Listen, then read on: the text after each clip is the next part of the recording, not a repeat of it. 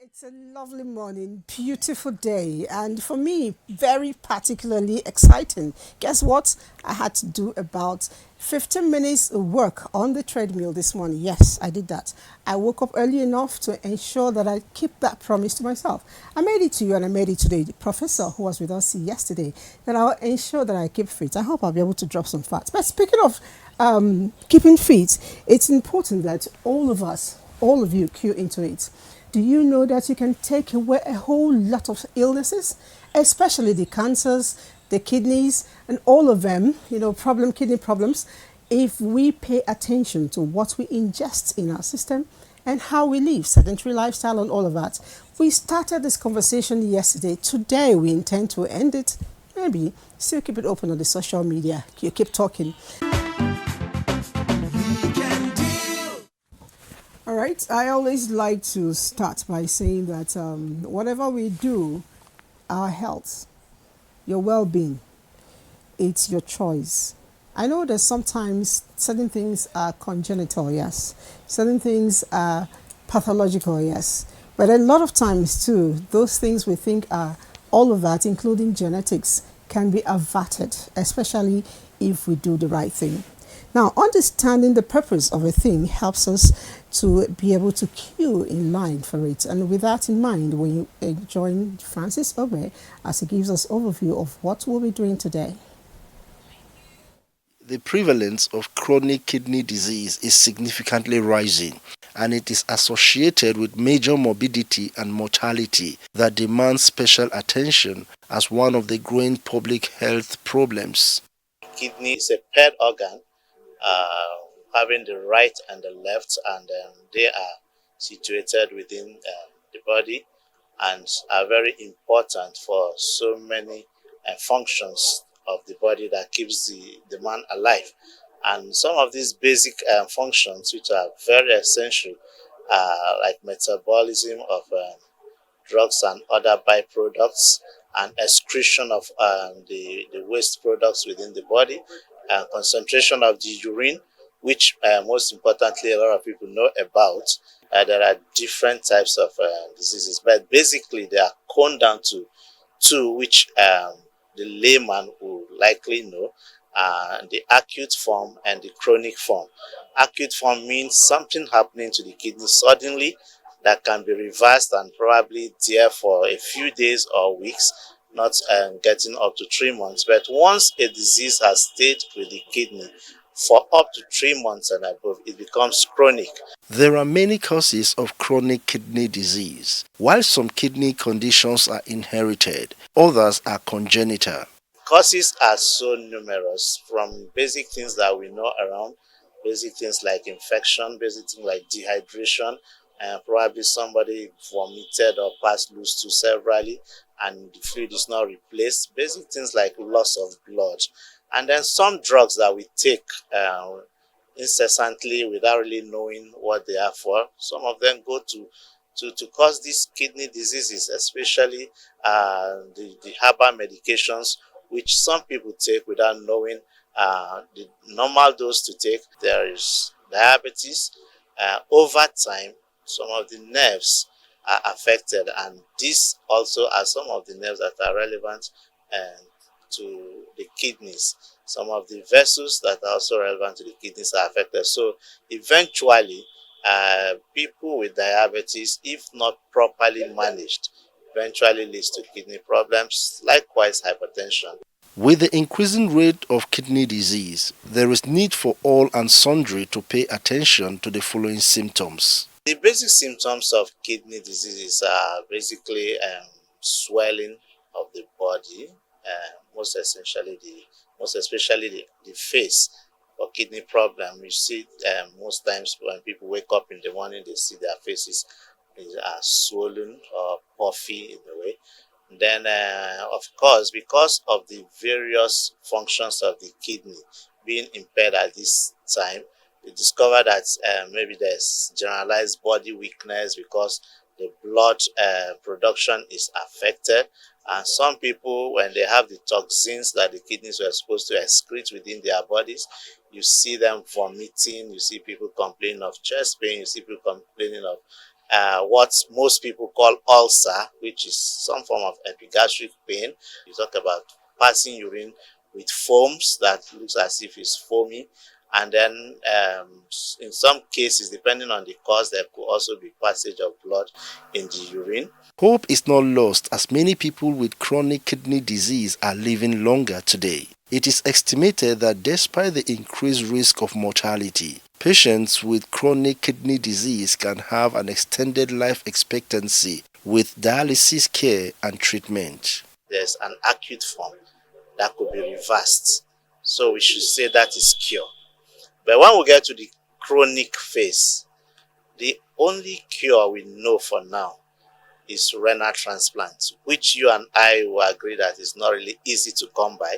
Renal transplant means donating kidney from somebody else to the person that is diseased and the person that has the disease. And this is essential to let us know that with one kidney, an individual can survive. So that is why an individual can actually donate one of his own kidneys. And to also let us know that before a person comes down with kidney problem, it's both kidneys that have been affected. Otherwise, if it's just one, the person might go on living his normal life. Early detection and treatment of chronic kidney disease are the keys to keeping kidney disease from progressing to kidney failure. Our focus on Weekend Deal today will be on chronic kidney disease and the way out. Weekend Deal! All right, kidney disease, chronic kidney diseases, and the way out. I hear a lot of times chronic and active or acute, or I don't know. We'll get to find out our details. But I have a doctor who just joined me, and he's been trying to educate me a little bit on certain issues around the human organs. Let me quickly introduce him. His name is Dr. Abdulshahid Sarki, and he is a consultant nephrologist with the National Hospital. Nice to have you with us. Thank you for having me. When people have these big names, nephrologists, please can you break it down, because I want to be sure that you are related to what I'm talking about. Yes, nephrologist means a specialist in kidney care. Okay, yes. So I'll pause you there and go and join Orowe. Now we know that he's qualified. Let's join Orowe to give us a background, and then we'll begin to roll in our questions. The burden of kidney disease is increasing worldwide, affecting approximately 10% of the world adult population. This silent killer may have no symptoms in the early stage, otherwise called the acute or short-term stage, but if not accurately assessed or handled, it can advance to the long-term or chronic stage. Acute kidney injury is when the kidney is just shut down, just from the word acute, sudden, within few hours and then days. Within 48 hours, you see that urine just stops coming. And there are quite a number of illnesses now that will cause acute kidney injury. Very recent of it is the epidemic or the pandemic that we had, COVID-19. COVID shuts down the kidneys, and then, risk of dying is quite high, but when they survive, you can recover the kidneys back, and they live the normal life thereafter. As against the chronic kidney disease, that is the main problem. That's the one that happens over weeks and months and even over years. We have a condition, an infective condition called chronic glomerulonephritis. In the situation where people, when they are young, as children, they have a bacterial infection which causes damage to the kidneys, and then at the end point they have scarring of the kidneys that happens over a long time into their adulthood, and then the kidneys now shuts down. Either they get dialysis or they get kidney transplantation. In Nigeria today, research shows that people living with kidney disease have seen a sharp increase due to a number of physical, environmental, and social factors. The lifestyle, especially, is one of the reasons why we're having a rise in the prevalence, amongst young people. People taking illicit drugs, cigarette smoking, psychosocial drugs. People routinely abusing painkillers, non-steroidal anti-inflammatory drugs. You see a lot of people, even right here in our country, selling all kinds of herbs, and we know that some of these herbs, one, you don't have doses, two, you don't even know that sometimes they are so raw and crude that they contain a lot of toxins that the kidneys need to also handle. What is the way forward? Government can support centers to bring in, you don't even have to give physical cash. Yes. You can partner with the companies and make these consumables available, and then insist on every center that, look, you cannot charge above, for example, now it's 30,000 per session. You cannot charge above 10,000 because we gave you the consumables, and you enforce it. And then you can also say, okay, well, the health insurance scheme can take care of 50% of the cost of transplant for patients that you verify. And you have them being verified by the body. These are the things that will make life easier and reduce the burden, and reduce mortality of kidney patients.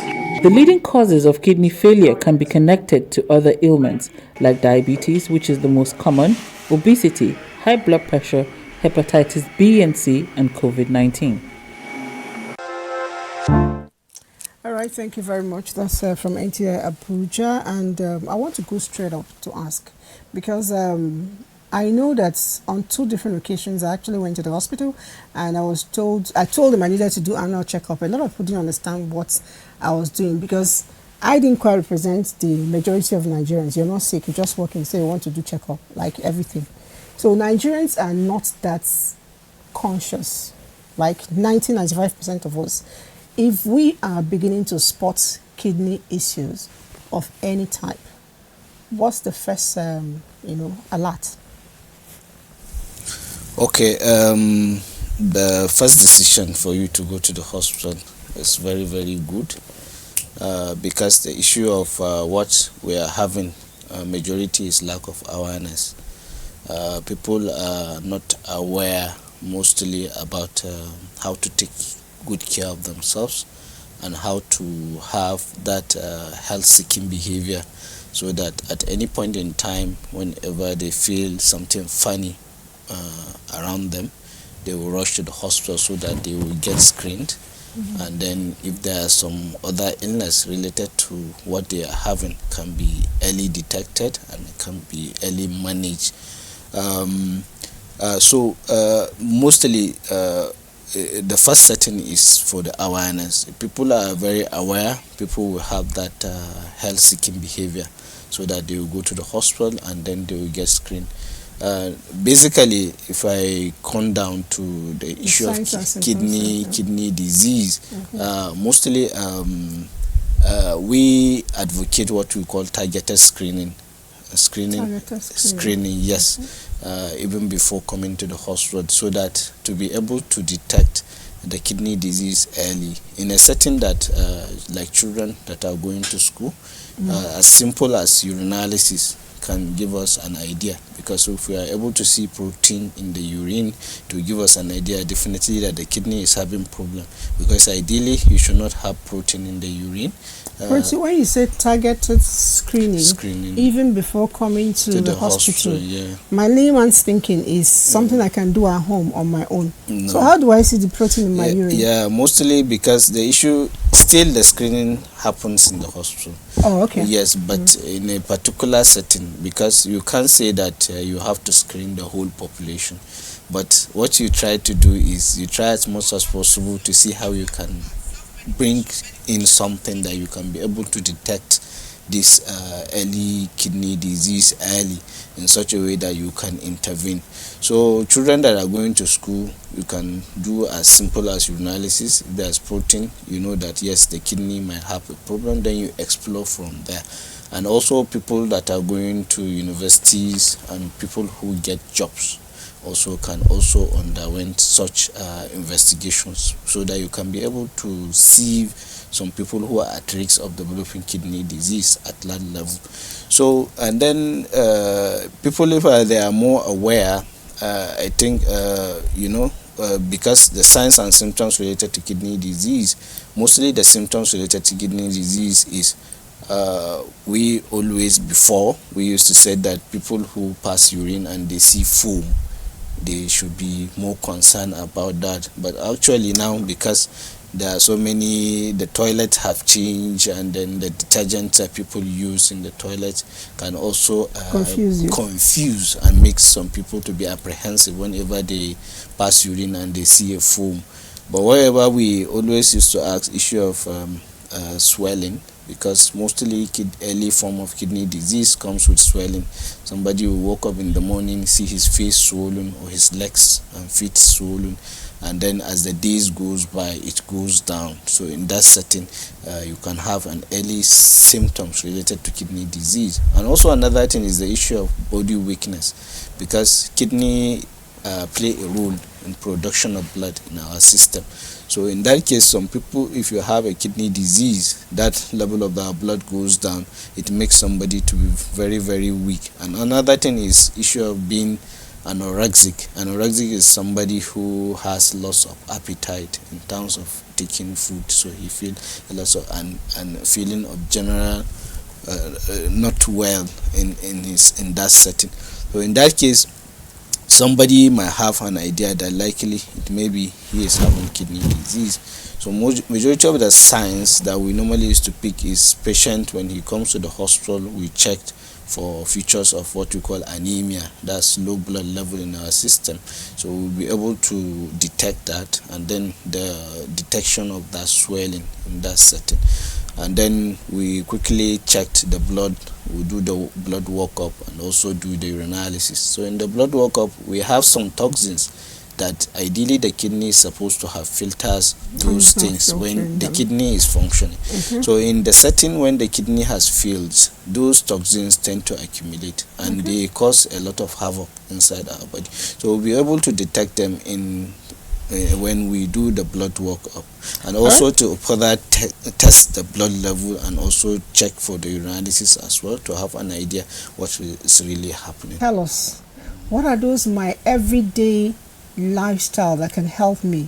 Earlier on, my colleague and I were already out for a competition. She will teach me yoga, I'll teach her how to do sprinting, which is my own thing. So I don't know, does it have any way to help, and what are other lifestyle changes we must make to prevent and even to help?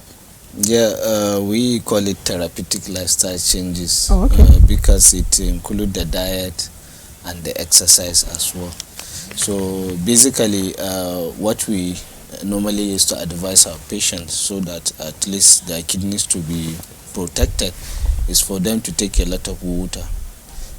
Taking a lot of water helps to make the kidneys function. A lot of water? Yes. Can I take overdose of water? At least 3 liters per day. 3 liters? Yes. Wow, at least 3 liters per day. What I normally used to tell my people or my patient or my client is, mostly I used to said, if you take 75 cl of water, this is like 1 liter. So I need to do like this. Like 3 yes, 3 a day, from morning to another morning. From morning to another morning, yeah. From morning to another morning. And I also used to say people that use sachet water, because sachet water is like 50 cl, so they need like at least 6 of that sachet water in a day. A day? Yes, and those that take like 60 cl need like anything around 5 bottles of that water in a day. So those that use 50 cl, they need like 6 of that water in a day. And then another thing is the issue of exercise. and then we advocate people to exercise for at least 150 minutes in a week, meaning that if you divide 150 minutes, you have 30 minutes for 5 days in a week, meaning that you will be active for 5 days and have a rest of 2 days. That's your cheat days. Yes, so and then the exercise should be an exercise that will increase your heart rate, Okay. or makes your breathing to increase, or makes you to sweat.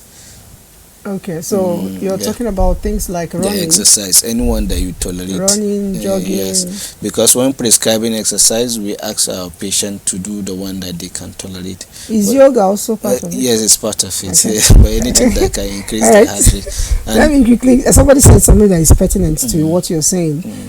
He says, "Doctor, you say we should drink a lot of water. My mom does not like me drinking cold water. Will it affect my kidney?" No, cold water or warm water doesn't matter. Okay, the temperature does not matter. doesn't Can I chew matter. ice block? Yes, you can. Okay. But the issue is that the volume of water you get from ice block is not as much as taking a liquid water. So because sometimes if we want to allow people to restrict their fluid intake, we ask them to chew ice block. So the quantity you get is less when compared to the actual amount of water that you are going to take. Okay. Yes. All right. So we will be going to Ibadan, NTA Ibadan, to look at another big name, lupus nephritis. I don't know what it means, but I'm happy the doctor is with me here to explain if I don't get to understand it well. Let's go, Ibadan. Waste product from the body system is done by the kidney. But when kidneys fail to filter out these wastes as they are expected, serious health challenges are experienced. According to medical research, one of these issues is lupus nephritis. Meaning an individual is producing what we call an antibody. This antibody is damaging and destroying the kidney of that individual. It is a type of disease we call autoimmune. That means the body attack itself. And this antibody that are in the blood goes to all parts of the body. If it goes to the heart, it damages the heart. If it goes to the kidney, it damages the kidney. Almost all parts of the body are affected by this systemic lupus erythematosus. Amongst other predisposing factors that are ascribed to lupus nephritis is that the disease commonly affects females in reproductive age brackets. Who are other susceptible set of people that could be affected? If a male has systemic lupus erythematosus, which is the main disease, the likelihood that they will develop lupus nephritis is higher in male. But overall, lupus nephritis is commoner among female individuals. So we find out that it's run in some family. If someone in the family has lupus nephritis, the likelihood that other people too will have it. When the kidney is affected significantly, the individual is unable to clear excess water from the body. So if it's unable to clear excess water that should come out through the urine, the water accumulates in the body. The leg becomes swollen, the stomach becomes swollen, the face also becomes swollen. And in some, maybe it's become worse and nothing is done to reverse this, the water could also accumulate in their lungs, and they will be breathing very fast, or they might be coughing persistently. Some other individual who also might see evidence of this lupus in their urine, in the fact that their urine might contain blood. Such individual too might have elevated blood pressure. So when a younger person is coming with hypertension, then you suspect could it be lupus that is responsible for this. Other thing that will be present in them is the fact that they will have shortage of blood. The individual will have skin rash, particularly on the face. We call it malar rash. They could also have ulcer in their mouth. They will complain of joint pain. Some might come with complication of other organs, like if it affect the heart. As technology advances by the day, it is confirmed that early detection of any illness could be treated and managed. Is there any therapy that could be applied when lupus nephritis goes beyond the first stage of infection? In the early stages, there are medications to control the lupus itself. So meaning that if you are able to control the lupus, then all the organ damages will be prevented. But for some people, either treatment did not start early or there has been treatment failure, the kidney disease damage will be very significant. And when that happens, the individuals won't be able to perform all no function at all by the kidney. So such individual will require what we call renal replacement therapy, which will involve either patient will be on hemodialysis for life or they will get a kidney transplant. A generally healthy life prevents and keep the kidney very safe. And one of them is the fact that we ask people to take a lot of water. We ask them to reduce their salt intake. We plead that if they have hypertension, they go to the appropriate place where their doctors will be able to manage them and get appropriate medications. They should take more fruit and vegetables, less of fatty meals as much as possible, and they should sleep well, stay away from stress, reduce stress as much as possible, and they engage in exercise, not staying in one place. For a man to live an optimal, healthy life, which is full of happiness and productiveness, prevention against any disease must be number one on the priority list. All right, lupus nephritis, for me, the takeaway there is when a house is divided against itself, it cannot stand. Like I say, soldiers who are supposed to defend us begin to fight ourselves. And a lot of things have been indicted, but I want you to just learn a voice more on the oil part of it. The doctor says eating a lot of fat. And we've heard so much about cooking oil and all of that, and trans fats, saturated fat. Sometimes I'm even confused. Actually, what we, in a layman term, what we normally used to say that any oil that you keep in a room temperature, that's in a room, it solidify, it becomes solid. It's not good for any individual to take. Oh, really? So when we buy our oil, and it's actually light and can run freely, we'll pour it in a bowl and probably keep in the kitchen. And maybe overnight you come in, it has become turned to solid or a solvent. It becomes solid. Any of them, okay. So that oil is not good. That's not good. Yes, it's not good because even when, sometimes we say it's harmattan now. No. Any oil that you keep room temperature is solidify, it's not good for you because it has shown to have high level of cholesterol, that's saturated fats, and then all the saturated fats, including the margarine that we take, the butter, in part of butter, so and the cheese are not good because they are rich in high level of cholesterol. The problem is because what normally happens is if you have high level of cholesterol in our system, what it does, it goes to the pipes where our blood used to pass, that's the blood vessels. It tries to find a way and then makes that blood vessels narrow, so it predisposes to have hypertension.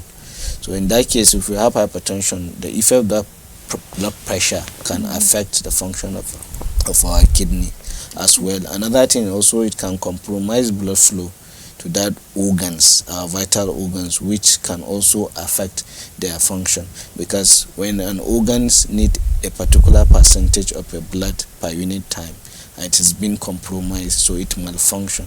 And one of it is the kidneys, because the kidneys need like 25% of the cardiac output. Cardiac output is the amount of blood that the heart pumps per minute. So part of that blood that it pumps, 25% of it need to go to the kidney. So whenever you have a compromise in that blood flow, the kidneys got affected. All right, now the next question I want to ask you, I want you to give me the answer that I want to hear. Yes. Because the answer is no.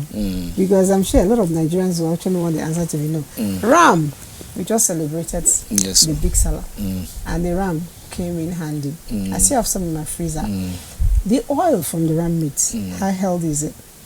It has high level of cholesterol. Doctor, I told you to give me no now. It has high level of cholesterol. I always used to tell people that avoid red meat.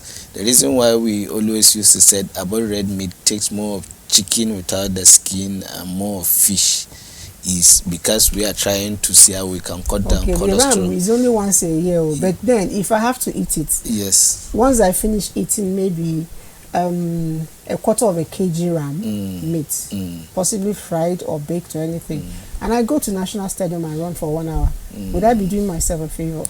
Yeah, you will have some little benefit, but not as, because the more, if it become overwhelming, still there will be excess bad cholesterol in your system and it can cause a havoc in the system. Thank you so much, Doctor. Yes. Thank you. All right. I know everything you're doing is for us to ensure that we live a good life and keep ourselves healthy so that we can live for our children and our children's children. We've been speaking with the consultant nephrologist here in National Assembly, National Hospital, in the person of Dr. Abdul Sahid Saki. Yes. Thank you for coming. Thank you, ma. All right. Thank you.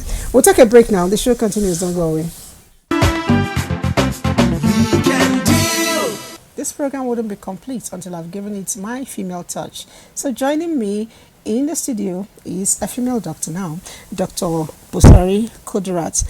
She's also a consultant nephrologist with NTA Programme. Thank you for coming on the show. Thank you for having me. All right. I left a particular question. I didn't want the doctor earlier to pick it, even though I know he will answer it very well, but it's pertinent for me that a lady lends a voice to it. Okay. And that's the lupus nephritis. Okay. I am told that it affects a lot of women, That's mostly black women.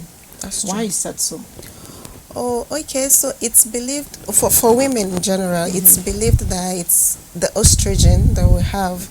While it's offers protection in other places, in other aspects, for lupus nephritis, it tends to increase our risk. Okay. For some reason, it is believed that some of our genetic makeup, blacks in general, is what predisposes us. Okay, and then the sun exposure is also one of the things that also increases our risks. Then there are some certain infections that tends to be more common in females and in the black environment that also increases our risk, and that was one of the reasons why lupus nephritis is more common in females. In fact, the ratio between males to females is actually 1 to 9. So for Wow. Yes. Wow. So, As in 1? Yes. For a man? For a man, then And 9? 9 for That's females. cheating. No, we need to go back to the drawing board. Yes. So it's actually that high. Though that's in the middle age group, but as you grow older, once you become menopausal, then the ratio becomes closer. But yeah, Okay. it's that. It's when we talk about risk factors, I'm sure a lot of people will be wanting to know what we can do to mitigate. Okay. Now, you've mentioned a lot of natural things like the sun. Am I not going to go to market again? And all of that. What can I do? The use of sunscreen or stuff like that, could it help? Yes. Okay. So what can we do as women? Yes, as women, yes, you should regularly use sunscreens. Usually one with a sun protection factor of 50 and above. Usually when you get them, you see the labelings on it. Use it as much as possible. Wear protective clothing, so it's not time to wear mini skirts. If you can, wear long trousers or long skirts. Use sunglasses as well, so that also helps. They use hats with wide brims, also helps too. Okay. Yes, sun is good because we get vitamin D as well too from that. But it's usually better that you go out, you avoid going out in the sun peak hours. So between 12 noon to 3 p.m. But then early in the mornings, that's fine. In the evenings as well, that's fine. Okay. So we'll be going to Lagos to watch a little thing between you and I, and of course with our guests who are behind the camera. When we come back, we'll still talk. All right. Kidneys performs many functions such as removing waste products, maintaining balanced electrolyte levels, and regulating blood pressure. There are various ways in which kidneys could be damaged when they are not working properly. Kidney diseases are increasingly recognized as major health problem worldwide, with rising incidence and prevalence in Nigeria. When people have chronic kidney disease, which we call CKD, clearly there are stages to CKD. Some people just have early stages, some is graded up to 5 classes. The last and most severe of them is called end-stage renal disease. Now, when people do eventually develop end-stage renal disease, clearly it means that the kidney is unable to perform the functions of a kidney except they receive dialysis or they receive a new kidney. What we have in Nigeria now is more of hypertension. That's one of the top causes. And then we have what we call chronic glomerulonephritis, which is like an inflammation of the kidney that may have been persistent for a long time. We have diabetes, and then other causes are HIV, that's the human immunodeficiency virus, some hereditary diseases like polycystic kidney disease.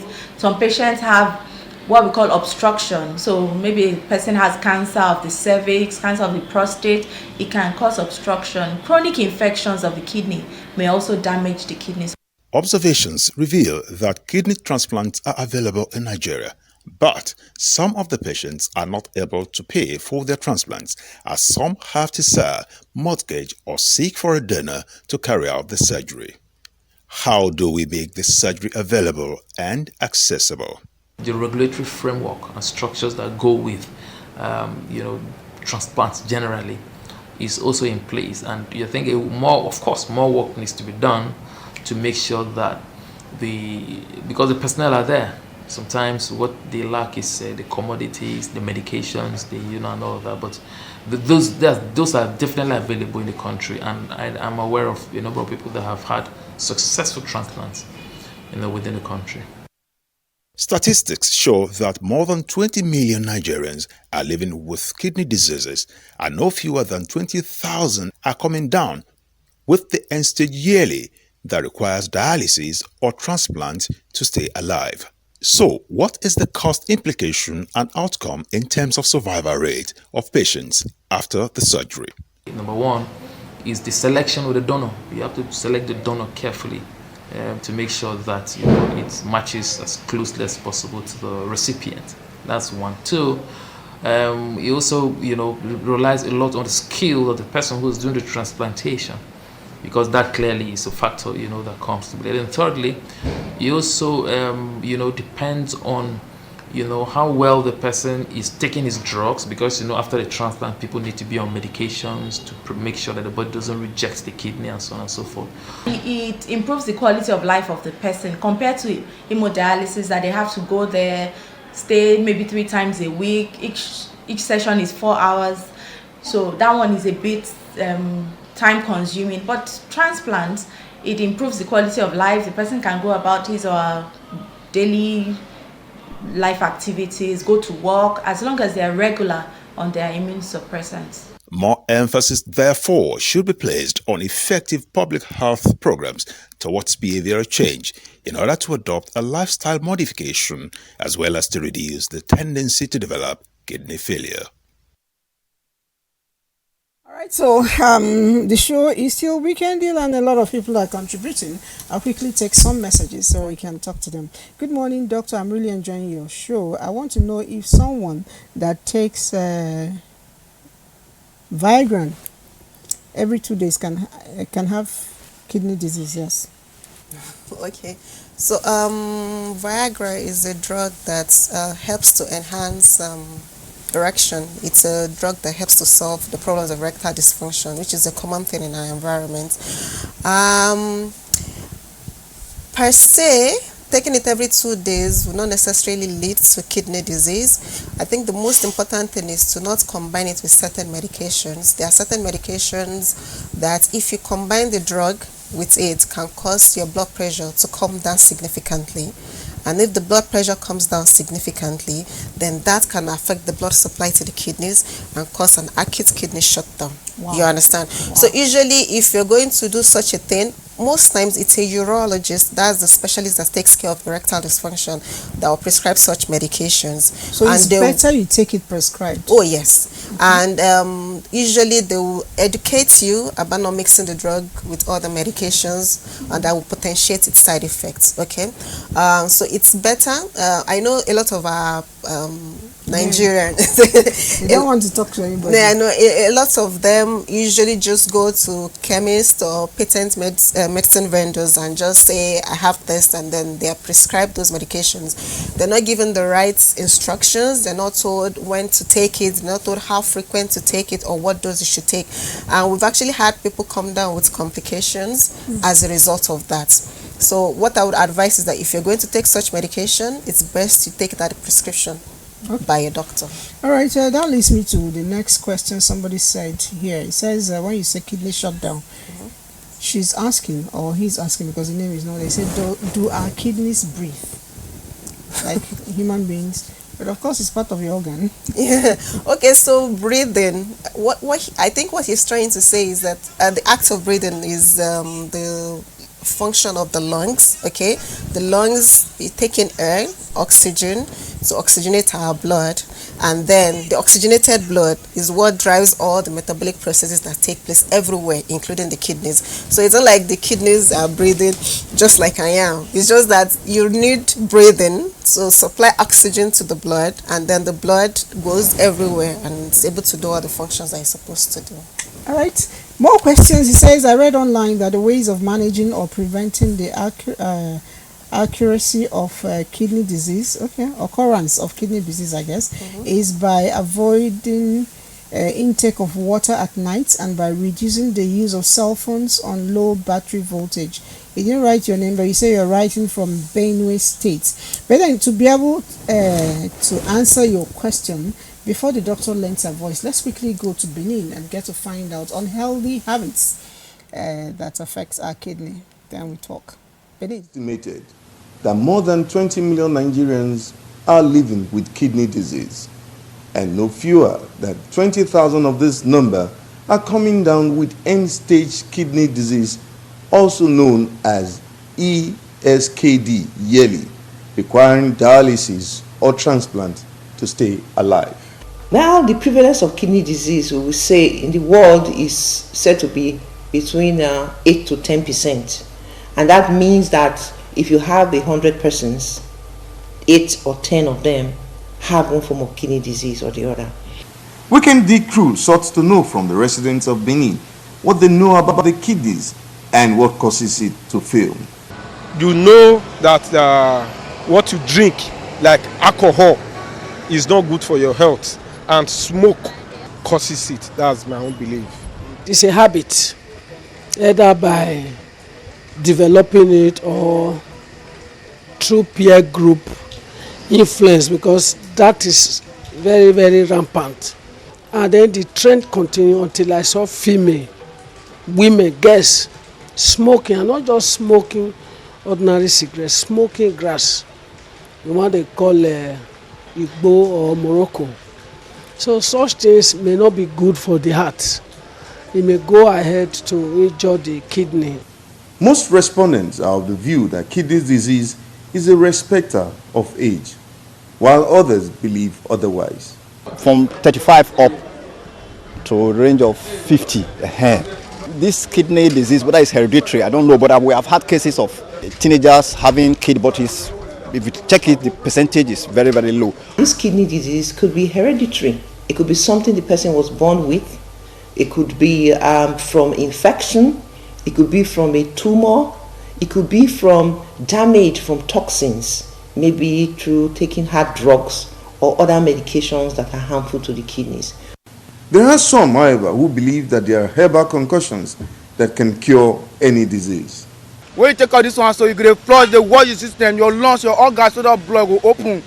Kidney disease, no, they call kidney disease. They work for malaria, typhoid, jadi, all of them are get for here. I don't know of any one medication that can regenerate the kidney. If there's kidney failure, treat it. Treat what is there. If it is completely failed, dialysis or transplantation. Hypertension, diabetes and chronic infections such as hepatitis B and C, painkillers, bleaching creams and others are some of the major causes of chronic kidney disorder in Nigeria. And they say, give me pain medicine. And they give them a cocktail of medications for pain. They won't give them one, they won't give them two, they will combine. and you don't know who has one form of kidney problem or the other that is still not giving them problem. So when they start taking all those medications for a long time, some of them come down with kidney disease. If you drink water, enough water, and your kidneys are working well, you will see now that it will get to a state that the urine will pass. It will almost look like water. Screening the population for risk factors and controlling them and healthy lifestyle is said to be very necessary and a key to achieving prevention. Since coming to office, Vegetables, Kai, they look very nice. Very nice. Now, somebody is asking me, is rainwater good enough for drinking? Okay, so the thing is that sometimes rainwater can be hard, meaning that it contains salts of calcium. Where is the salt from? Heaven salt? As in, yes, the thing is this. You know, we were always talking about greenhouse effect and things like that. Oh, okay. So what happens is there is evaporation, all the waste, refuse that you have all around. Evaporation is constantly going up ahead, and then it condenses and then sends back to the earth as rain. So because of that, I think it would be better to just avoid it. Maybe you boil it and see. But I wouldn't advise regular intake of rainwater. All right, so someone again is asking, still, I guess, because of a program, the feature we just watched from Benin. It says, good morning, doctor, I'm enjoying your program. Please, what are the best diets for CKD? I guess chronic or... that means chronic kidney disease. Okay, CKD. Okay, so once chronic kidney disease is established, there are certain things that we want you to avoid, certain things we want you to pay attention to. Okay, so usually we will say you should avoid red meat, and most people just feel red meat is limited to beef, but actually it's beyond beef. So beef, lamb, pork, ram, goats, all these. But I've heard that goat is a lot less. That's the mutton, right? Yes, it's a lot less. The mutton is actually lamb. So the thing is this. We want you to avoid that as much as possible because a lot of times it contains a lot of fat and cholesterol and it's calorie laden. It's preferable to eat lean meat, so focus more on chicken, but then the chicken and birds in general, white meat. But then even that, like chicken now, you should deskin it before you actually cook. Doctor, no, don't be angry, but at the end of the day, the sweetness of everything is gone. Okay, so this is what I tell my patients. The reason why you're saying the sweetness is because most times when you cook with the skin is what absorbs the sauces or the spices you put in. So what I advise them is that even before cooking, remove the skin. You can then marinate. So I will do feather, I will do skin. You can marinate. You're a woman, madam. So you can marinate overnight. After you remove the skin, there are some shops that actually sell the chicken cutlets without the skin, and then you put your spices, leave it in the fridge overnight. You'll see it turns The taste out will great. still be very nice. So that is what people say. They say it's the sweet part, but it's actually not the sweet part. It's just because it's the part that is absorbing your spices. So and more of fish. Fish is healthier for you. Any kind of fish, dry, fresh? Yes, whatever. they say scaly fish, but really fish is good for you. Okay. All right, so fish is good for us. Yesterday we talked about cancer, and some people asked us a few questions with regards to the centers and all of that. Today we are going to answer that question. I'll be taking you to NTA Kano to get to find out the status of the cancer center there, because I am told it's beautiful, it's state of the art, and if we can all get to make use of it, it's important we do that. We also get to find out if you have to visit such a center, what are the requirements, what should be the prerequisites. But let me not take that off. NTA Kano will answer all of that question. Devastating illness which knows no bound or age limit, considering the rate of prevalence in our society. Unfortunately, in Nigeria, most of our cancer patients are young. Like in Europe and America, the incidence of colorectal cancer is more in 6th, 7th decade. But here you see them in 3rd, 4th decade. We even see younger people, and they are in their active age. According to medical investigation, the causes of cancer disease are numerous, perhaps depending upon one region to another. But the most common ones are environment, diet, and occupational factor. There may be environmental factors, there may be genetic factors or interplay between environmental and genetic factors. So we need research to find out what the causes of this problem. Why do we have cancer in the young? Management of cancer illness in terms of treatment and other requirements is very expensive for the common man to handle. The challenges of our patient, because it's capital intensive, is very expensive. Cancer treatment is very expensive treatment. It needs so many aspects of management. Because part of the modalities of treatment of cancer includes surgery. Surgery is the removal of the gross tissue of the cancer. And it may involve giving drugs like chemotherapies. These are expensive drugs. It may involve giving radiation. And radiation we have several, we don't have even a radiotherapy center in Kano.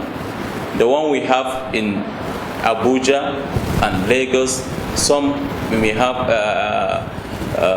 part of the radiotherapy in Zaria. In its efforts to alleviate the sufferings of cancer patients within the state and beyond, Kano State government is presently erecting an edifice with state-of-art facility in order to bring succor to cancer patients who may travel out of state in search of treatment. The plight the common man has to pass through for him to access care. So this is one of the concerns of His Excellency.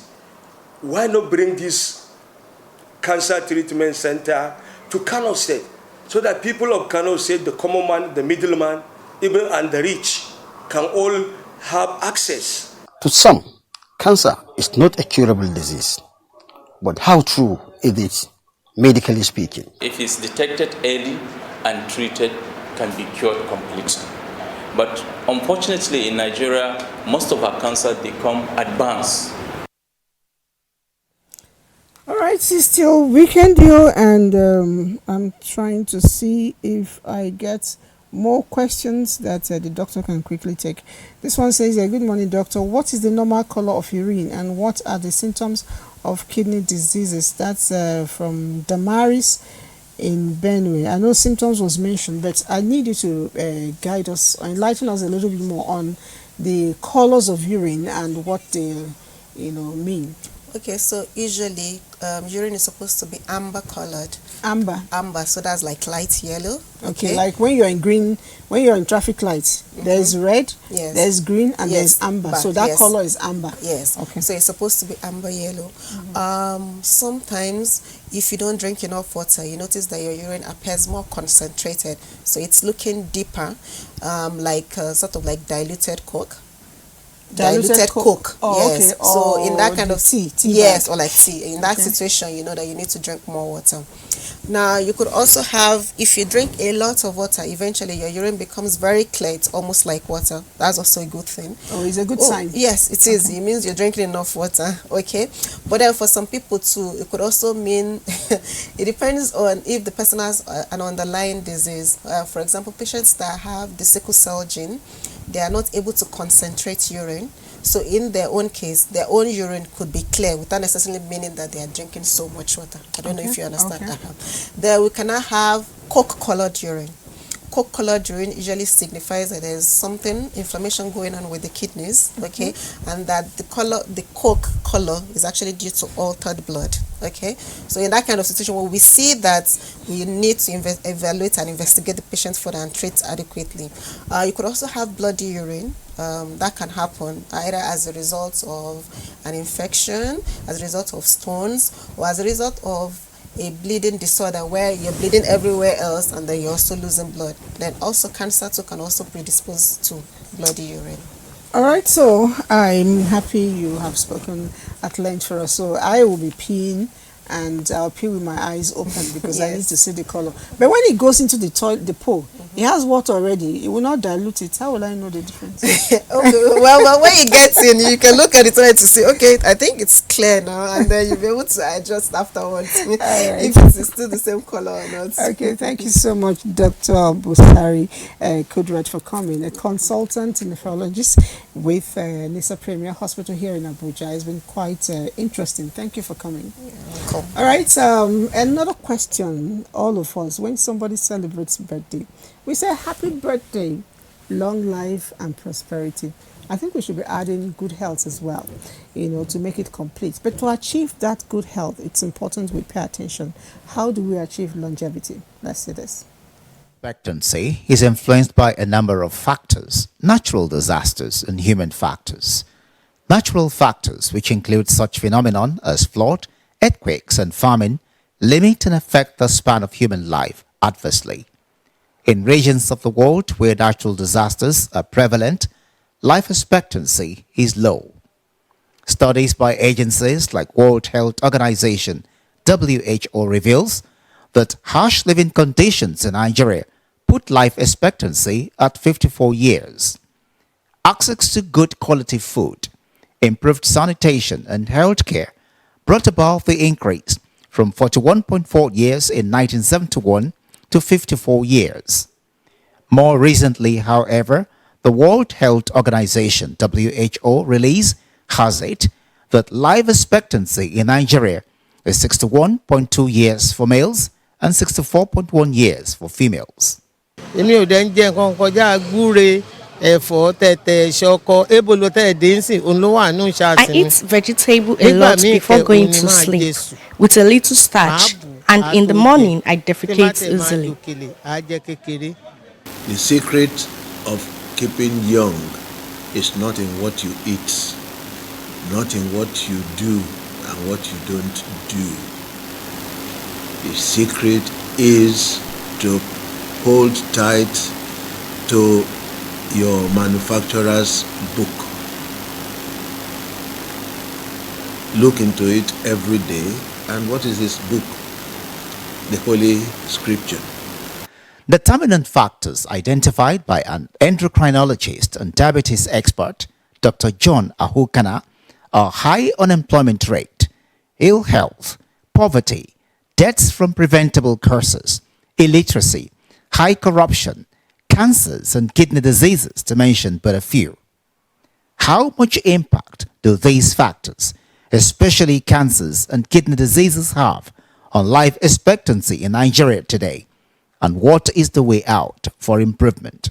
For example, breast cancer, we have younger age groups, people in their 40s, even late 30s, coming out down with breast cancer and presenting very late. So definitely negative impact on life expectancy in Nigeria.